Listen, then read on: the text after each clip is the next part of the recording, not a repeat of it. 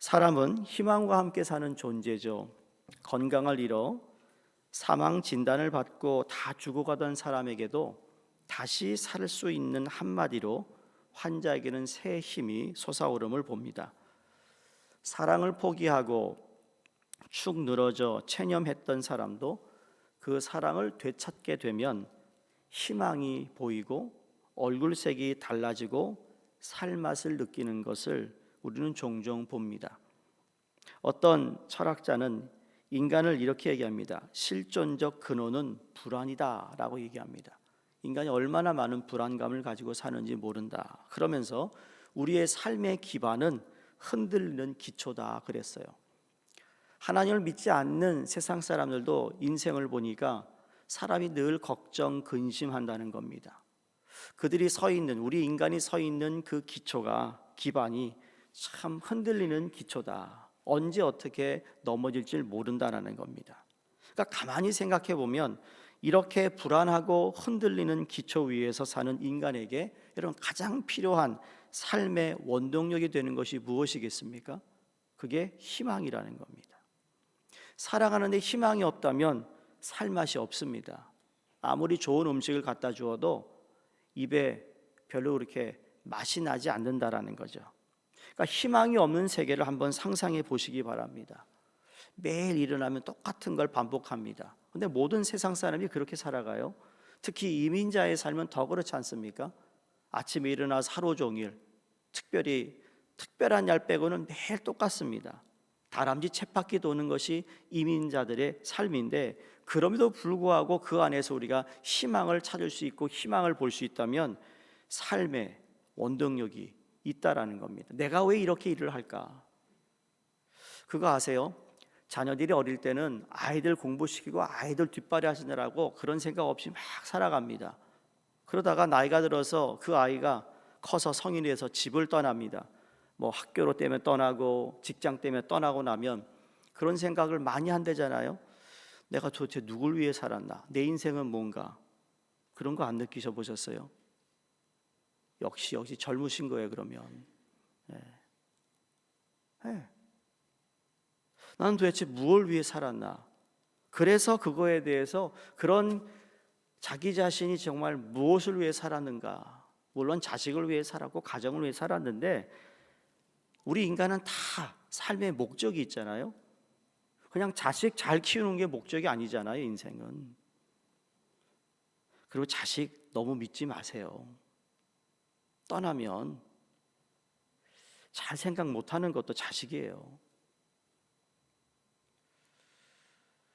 저는 우리 자녀들도 두 딸을 사랑하고 아끼지만 제일 먼저 아껴야 할 사람은 제 아내죠.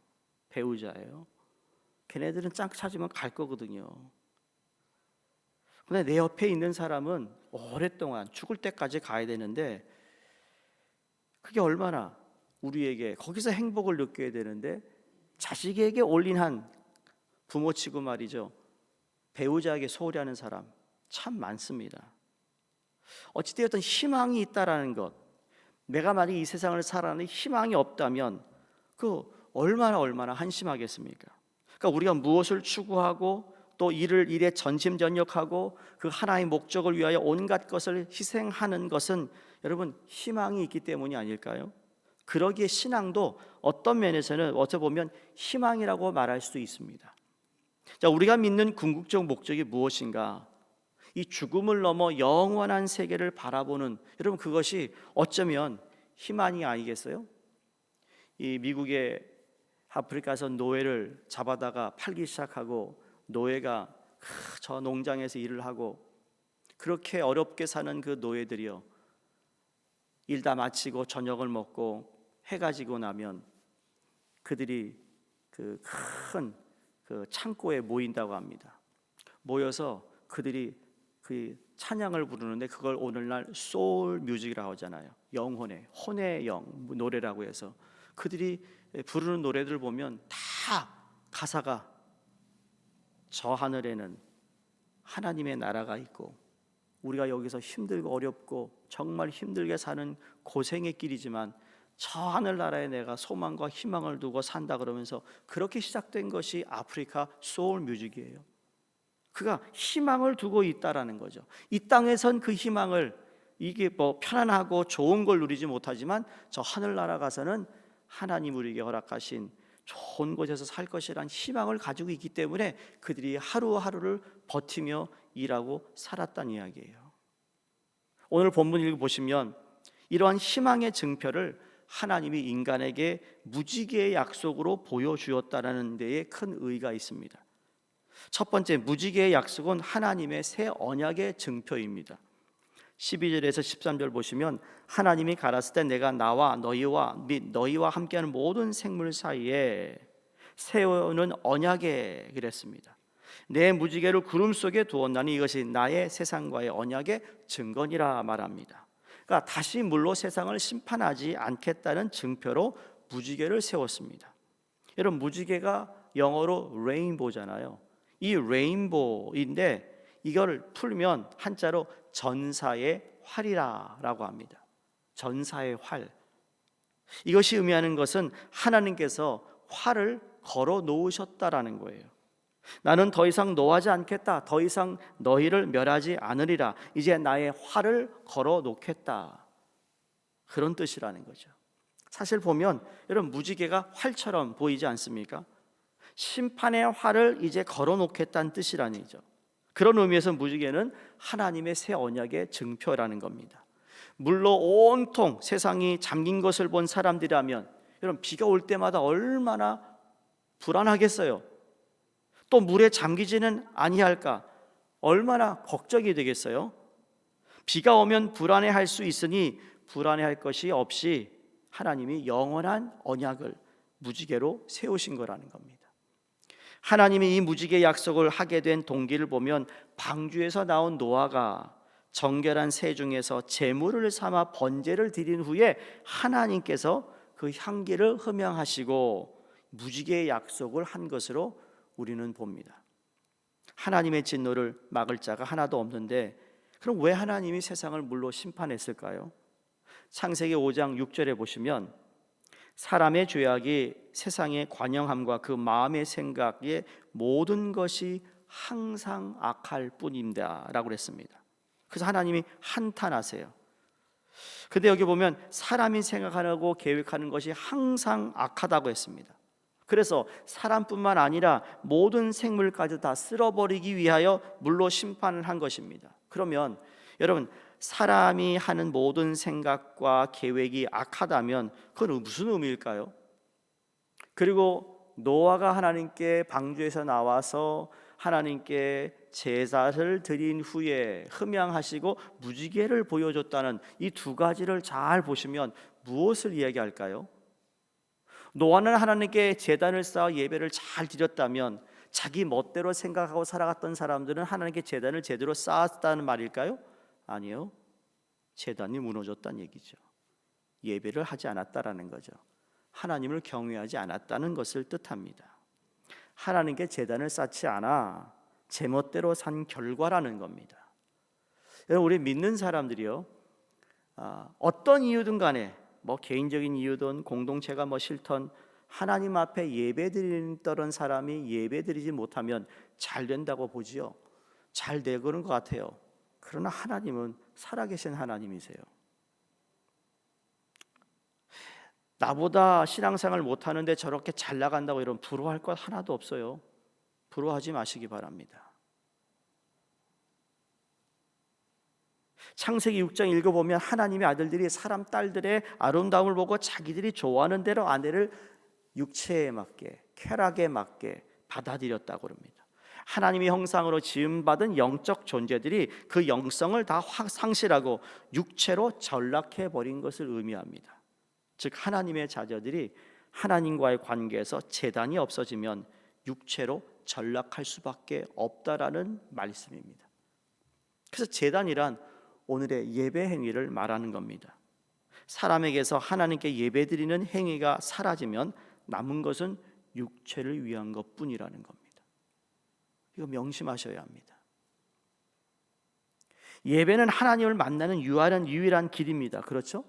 하나님의 음성을 듣는 유일한 통로입니다. 그러므로 예배를 등한히 하는 생활에는 심판이 따를 것이라는 거죠. 마지막 예수님이 재림하면 똑같은 거예요, 여러분. 하나님이 우리를 지으실 때의 목적과 왜 예수님이 다시 오시는 목적과는 같은 겁니다. 하나님을 경외하지 않고 믿지 않고 하나님께 예배드리지 않는 자, 마지막에 이제 심판이라는 겁니다. 끝이라는 거예요. 이걸 안다면 우리가 가만히 앉아 있을 수가 없잖아요. 만약 여러분 자녀가 예수를 믿지 않는다, 내가 아는 가족이 예수를 믿지 않는다, 이거 심각한 거예요, 여러분. 그냥 넘어갈 일이 아닙니다.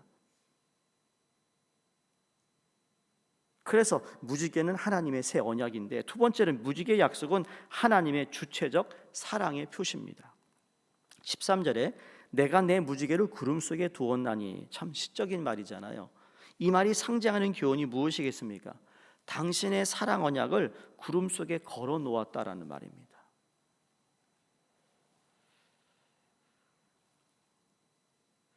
또 개인적인 얘기해서 죄송한데, 제가 저희 집사람 이제 연애할 때 쪽지를 씁니다.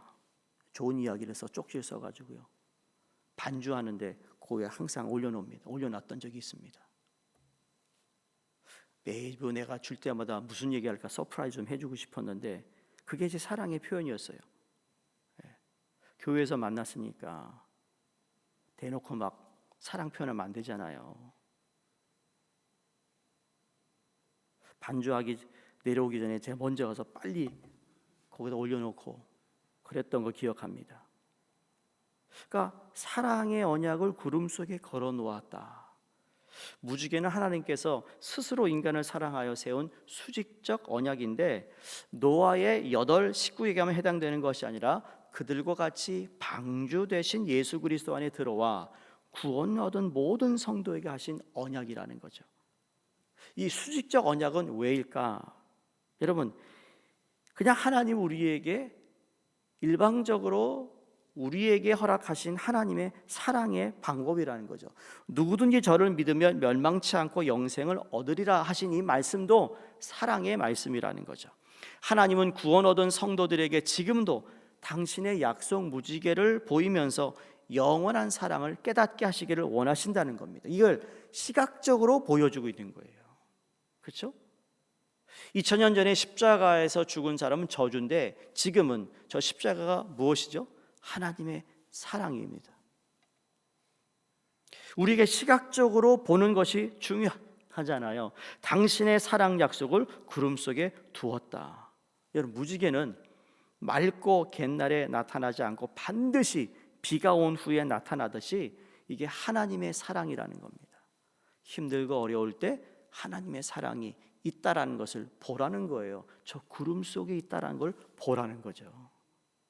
그러므로 무지개는 믿는 성도들의 소망의 근거가 됩니다. 우리의 참된 소망을 어디에다 두어야 하겠는가? 여러분, 믿는 자들에게 절대로 절망이 있을 수는 없습니다. 왜냐하면 예수 그리스도가 우리의 소망이시고, 오늘 본문 말씀에도 그 무지개를 통하여 하나님이 사랑을 이야기하시고 우리에게 약속하신 언약을 보여주셨기 때문입니다.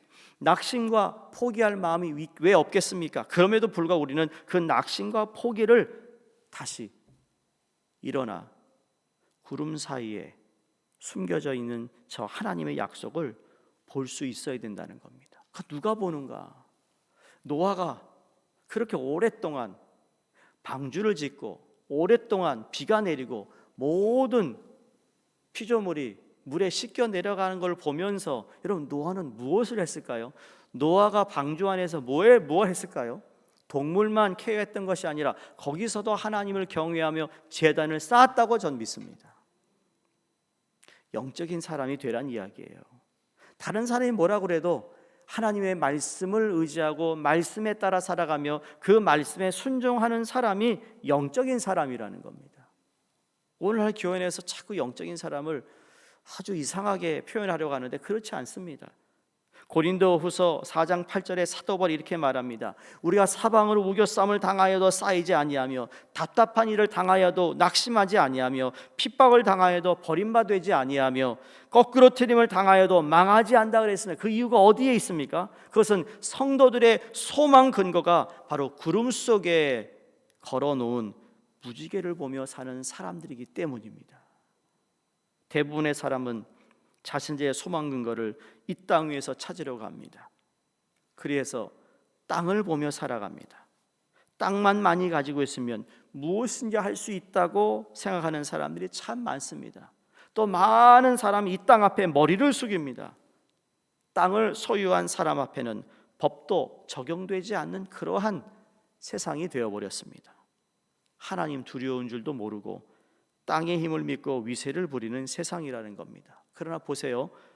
저들은 땅을 보고 살지만 우리는 하늘에 걸린 무지개를 보면서 사는 사람들이라는 것을 잊어서는 안 된다는 겁니다. 저들은 땅의 힘이 다하면 그것으로 끝나지만 우리는 현실의 구름 속에도 영롱한 무지개를 신앙의 눈으로 바라보면 오늘도 살 것이요 영원히 살 것을 하나님이 약속해 주셨습니다. 골로새 3장 1절에 그러므로 너희가 그리스도와 함께 다시 살리심을 받았으면 위의 것을 찾으라 그랬습니다. 거기는 그리스도께서 하나님 우편에 앉아 계시니라.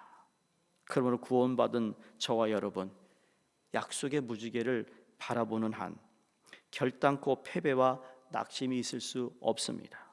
왜냐하면 오늘도 구름 속에, 저 구름 속에 하나님의 사랑의 약속 무지개를 걸어 놓으셨고 그 구름 사이에 있는 그 무지개를 하나님은 우리에게 보여주실 것이며 그걸 오늘도 보시고 내일도 보시고 그래서 그 무지개를 보며 사는 우리 모두가 되기를 주 이름으로 축원드립니다. 기도하겠습니다. 하나님 아버지 감사합니다. 하나님의 사랑과 은혜에 감사드리며 무지개를 통하여 우리에게 언약하시고 무지개를 통하여 사랑을 표현하시고 무지개를 통하여서 하나님께서 우리에게 소망이 되어 주심을 감사합니다. 하나님 오늘도 그 무지개를 바라보는 영안을 허락해 주시옵시고 어떤 상황 속에서도 하나님을 바라보게 하여 주시옵소서.